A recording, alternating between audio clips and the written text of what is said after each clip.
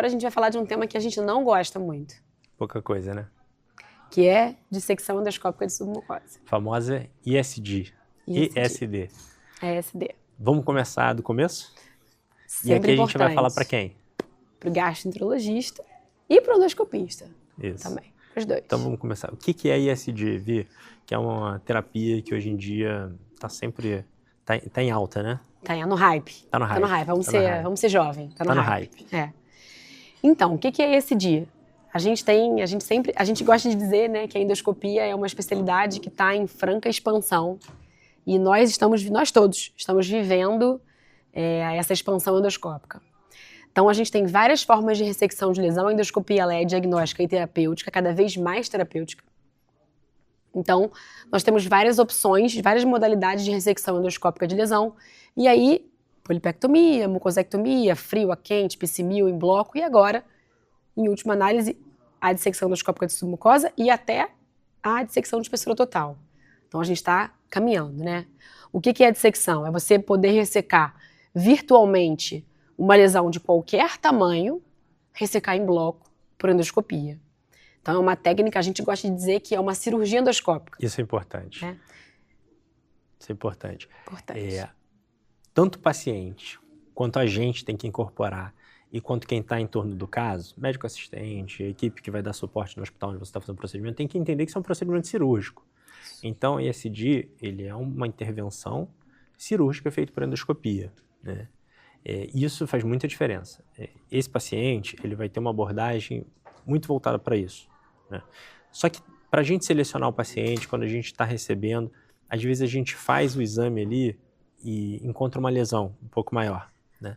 E nem sempre a gente tem certeza se a gente tem a melhor chance de abordar ali naquele momento, fazer uma polipectomia, uma mucosectomia, ou se é um paciente que a gente vai direcionar.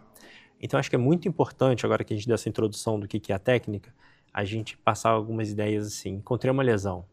Tem lá diversas definições do que é indicado para esse dia, o que não é. Isso vai variar se eu estou com SEC, se eu estou com um carcinoma no Barrett, estômago, cólon, reto. Ok. Mas de uma maneira geral, encontrei uma lesão e eu acho que ali pode ser uma lesão que talvez eu não tenha a melhor resolução para o paciente abordar na hora. O que eu devo fazer e o que eu não devo fazer, que é tão importante quanto? Então, isso é fundamental, né, para o desfecho positivo ou negativo desse paciente, dessa lesão. Então, o que a gente acha hoje, né? Cada vez mais a gente entende que um médico não precisa fazer tudo. Pelo contrário, né? A gente, por exemplo... Desculpa, não precisa fazer tudo naquele momento, na hora, né? Exatamente. Dá pra dar uma respirada. E que isso não é demérito nenhum. A gente, por exemplo, não faz eco-CPRE. Que são métodos endoscópicos super legais. A gente não faz, tudo bem. Então, assim, o endoscopista não é obrigado a fazer todos os métodos endoscópicos que existem, né? Isso é até uma coisa boa. Você vira um cara especialista naquilo. Então, assim, nem todo endoscopista vai fazer ISD, mas todo endoscopista precisa fazer um bom exame diagnóstico. Acho que isso é o mais importante, né? Então, o mais importante é você conseguir olhar a lesão de cólon, esôfago, estômago e entender o que você vai fazer. Então, passo a passo, que todo endoscopista deve fazer. Um bom exame à luz branca, valorizando a morfologia de cada órgão, né? Então, o exame à luz branca, ele nunca vai ser substituído. Então, o exame à luz branca, saber as classificações, Paris principalmente, que é a mais importante. Depois, um exame com alta resolução, isso é muito importante. Se você tiver um aparelho que tenha magnificação ótica, também é importante. Magnificação ótica é você conseguir ampliar aquela imagem sem perder resolução, como um microscópio. Então, a gente fala até em dioptria, que é a mesma unidade, né, de medida. Então, você tem 40, 45, 60, até 145 dioptrias. Então, você consegue examinar até 7, 5 micras aquilo ali. Então, faz o exame histomorfológico cada vez melhor. A nossa avaliação é cada vez mais acurada. Além disso, cromoscopia eletrônica. Então, você tem NBI, BLI, iScan. Então, cada empresa vai trazer a sua cromoscopia. Se você tiver, é bom lançar a mão. E nunca esquecer da cromoscopia convencional, com corante. Então, ácido acético, índigo carmim, Lugol, tudo isso tem a sua importância. O mais importante é você saber o que você tem disponível onde você trabalha e como usar. Muitas vezes você tem uma Ferrari do seu lado, com você, e não sabe como aproveitar, né? Então isso é fundamental, saber o que você tem e a melhor forma de aproveitar esse recurso. Perfeito. Então eu encontrei uma lesão e eu vou fazer o que a gente chama de semiologia endoscópica, da melhor forma, que é isso que você já explicou muito bem. Vou fotografar muito bem, isso está documentado. Isso é fundamental. É importante. Isso é qualidade de exame. Perfeito. Né?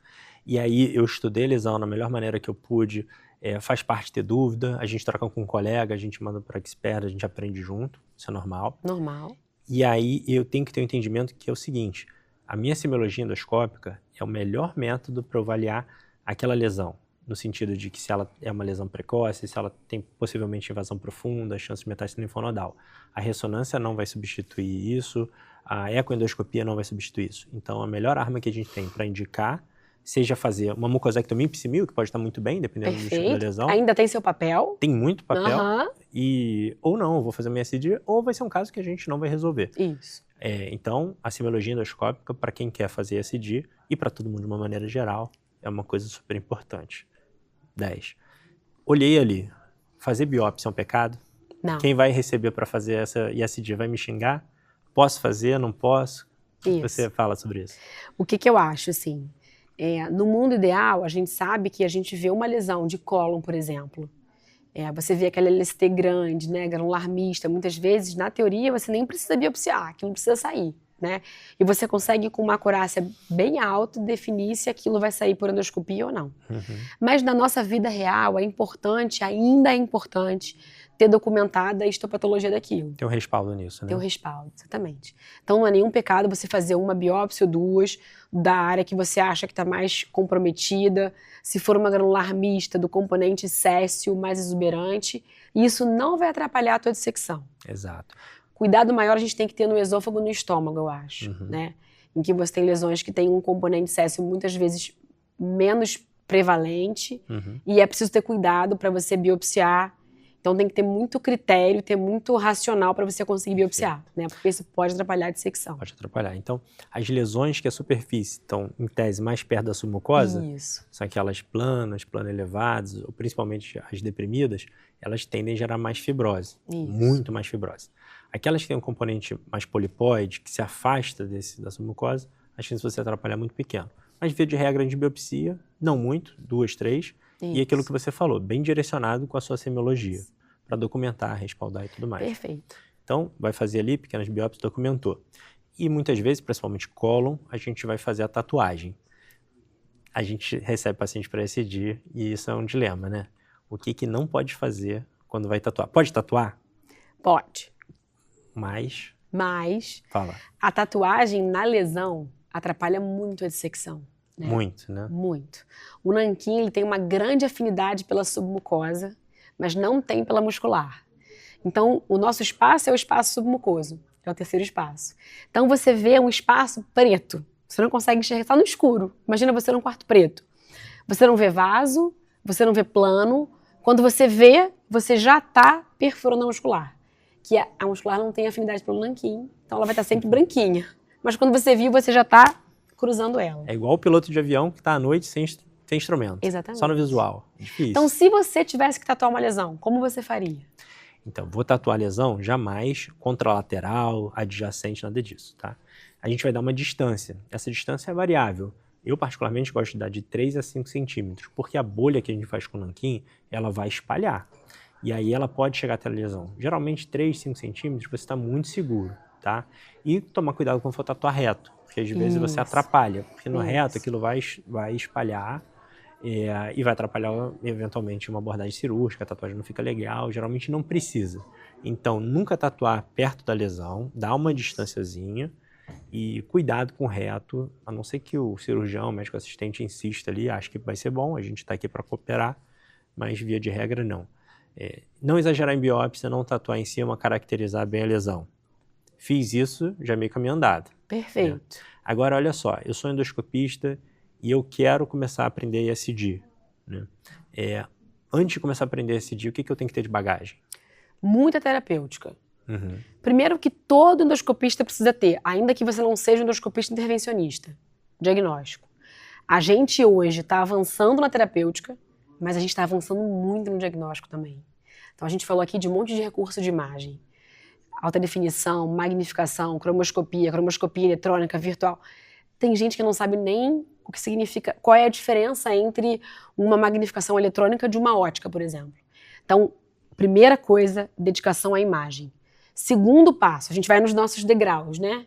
Com tranquilidade, aproveitando a jornada, a caminhada. Mas assim, segundo passo, muita terapêutica. Você não pode querer partir do diagnóstico para ESD sem passar por uma polipectomia, mucosectomia, um controle adequado da hemostasia, da posição do seu aparelho, passagem de prótese, dilatação, fazer um VAC. Você vai precisar de todo esse arsenal terapêutico para poder fazer uma boa dissecção e para poder tratar as complicações da tua dissecção, porque elas virão, não virão? Já tem que estar confortável com tudo isso para dar o próximo passo. Exatamente. Posso ir assistindo aula, estudando, lendo, isso é tudo bem-vindo. Mas ter esse conforto, assim, uma certa tranquilidade para fazer esse tipo de terapia, usar os acessórios que estão relacionados a esses procedimentos, é importante para começar o próximo passo. Então, vamos supor que eu já tenho essa bagagem, e aí, como é que eu vou começar? Eu vou saindo fazendo gente? Óbvio que não. Melhor não, É uma né? cirurgia endoscópica. Isso. Qual um passo você sugere? Uma trajetória sugerida? Isso tem até em guidelines, isso dá para vocês lerem, mas a gente já vai dar uma mastigada aqui. Aqui no Rio, os nossos endoscopistas, nós temos uma formação muito clínica, né? A gente vem da gastroenterologia e da clínica médica. Então, a gente não está tão habituado quanto com esse passo a passo, né? Toda vez que você vai fazer uma técnica nova, existe um passo a passo, isso que o Eduardo falou, que isso está em guideline, né? Então, você primeiro estuda a teoria, bem embasado teoricamente, você vai acompanhar cursos, congressos, experts, vai ver os experts fazerem. Depois você vai passar para modelos ex vivo, então hands-on, em um modelo ex vivo ou em um modelo animal. Daí, então, você vai ter, idealmente, o teu primeiro caso sempre auxiliado por um expert. Essa é a curva ideal, né? É isso que a gente tem que buscar sempre que a gente vai fazer qualquer técnica nova. Né? Isso. Então, vou me aprimorar fazendo hands-on, né? Modelo ex vivo, modelo em vivo, quanto mais melhor. Vou observar os experts fazendo. Isso. Depois de estar passado por isso, vou auxiliar algumas vezes.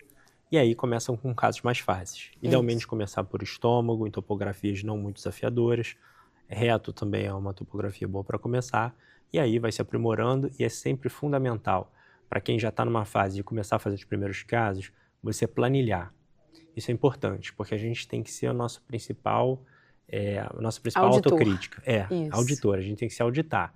Então, se você não acompanha o quanto você está tendo de ressecção R0, de ressecção curativa, que não são sinônimos, o quanto você está tendo de complicação, o quanto você está tendo, enfim, de diversos desfechos diferentes ali, você não sabe se você está sendo proficiente, se você está evoluindo na técnica, ou se você, de repente, tem que dar um passo para trás, treinar um pouquinho mais para dar o próximo e evoluir depois.